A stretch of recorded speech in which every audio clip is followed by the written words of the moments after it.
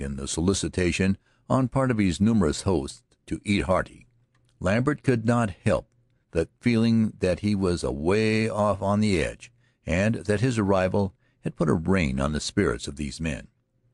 Mainly they were young men like himself, two or three of them only betrayed by gray in beards and hair, brown, sinewy, lean-jawed men, no dissipation showing in their eyes. Lambert felt himself drawn to them by a sense of kinship. He never had been in a cow camp before in his life, but there was something in the air of it, in the dignified ignoring of the evident hardships of such a life, that told him he was among his kind. The cook was a different type of man from the others, and seemed to have been pitched into the game like the last pawn of a desperate player. He was a short man, thick in body, heavy in the shoulders, so bow-legged that he weaved from side to side like a sailor as he went swinging about his work. It seemed indeed that he must have taken to horse very early in life, while his legs were yet plastic, for they had set to the curve of the animal's barrel like the bark on a tree. His black hair was cut short, all except the forelock, like a horse, leaving his big ears naked and unframed. These turned away from his head as if they had been frosted and wilted, and if ears ever stood as an index to generosity in this world, the camp cooks at once pronounced him as the most liberal man to be met between the mountains and the sea. His features were small, his mustache and eyebrows large, his nose sharp and thin, eyes blue, and as bright and merry as a June day. He wore a wool shirt, new and clean, with a bright scarlet necktie as big as a hand of tobacco, and a green velvet vest, a galloping horse on his heavy gold watch chain, and great loose baggy corduroy trousers, like a pirate of the Spanish Main. These were folded into expensive, high-heeled, quilted-top boots, and in spite of his trade, there was not a spot of grease or flour on him anywhere to be seen. Lambert noted the humorous glances which passed from eye to eye and the sly winks that went around the circle of cross-legged men with tin plates between their knees, as they looked now and then at his bicycle, leaning close by against a tree. But the exactions of hospitality appeared to keep down both curiosity and comment during the meal. Nobody asked him where he came from, what his business was, or whither he was bound, until the last plate was pitched into the box, the last cup drained of its black, scalding coffee. It was one of the elders who took it up then, after he had his pipe going and Lambert had rolled a cigarette from the proffered pouch. "What kind of horse is that you're riding, son?" he inquired. "Have a look at it," Lambert invited, knowing that the machine was new to most, if not all of them. He led the way to the bicycle, they unlimbering from their squatting beside the wagon and following. He took the case containing his unprofitable wares from the handlebars and turned the bicycle over to them, offering no explanation on its peculiarities or parts, speaking only when they asked him, in horse parlance, with humor that broadened as they put off their reserve. On invitation to show its gait, he mounted it, after explaining that it had stepped on a nail and traveled lamely.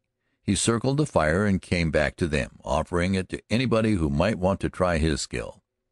Hard as they were to shake out of the saddle, not a man of them, old or young, could mount the rubber-shod steed of the city streets.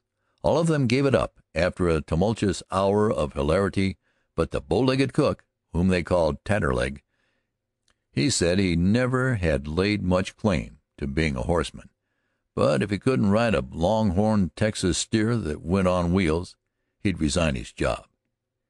He took out into the open, away from the immediate danger of a collision with a tree, and squared himself to break it in. He got it going at least, cheered by loud whoops of admiration and encouragement, and rode it straight into the fire. He scattered sticks and coals and bore a wobbling curse ahead, his friends after him, shouting and waving hats. Somewhere in the dark beyond the lanterns he ran into a tree. But he came back pushing the machine, his nose skinned, sweating and triumphant, offering to pay for any damage he had done. Lambert assured him there was no damage. They sat down to smoke again, all of them feeling better, the barrier against the stranger quite down, everything comfortable and serene. Lambert told them in reply to kindly polite questioning from the elder of the bunch, a man designated by the name of Siwash, how he had lately graduated from the Kansas Agricultural College at Manhattan, and how he had taken the road with the grip full of hardware to get enough ballast in his jeans to keep the winter wind from blowing him away. "Yes, I thought that was a college hat you had on," said Siwash. Lambert acknowledged its weakness. "And that shirt looked to me from the first snort I got at it like a college shirt. I used to be where they was at one time." Lambert explained that an Aggie wasn't the same as a regular college fellow, such as they turn loose from the big factories in the East, where they thicken their tongues to a broad A and call it an education. Nothing like that at all. He went into the details of the great farms manned by the students, the bone-making as well as the brain-making work of such an institution as the one whose shadows he had lately left. "I ain't a-findin' any fault with them farmer colleges," Siwash said. "I worked for a man in Montanay that sent his boy off to one of 'em, and that feller came back and got to be state veterinary.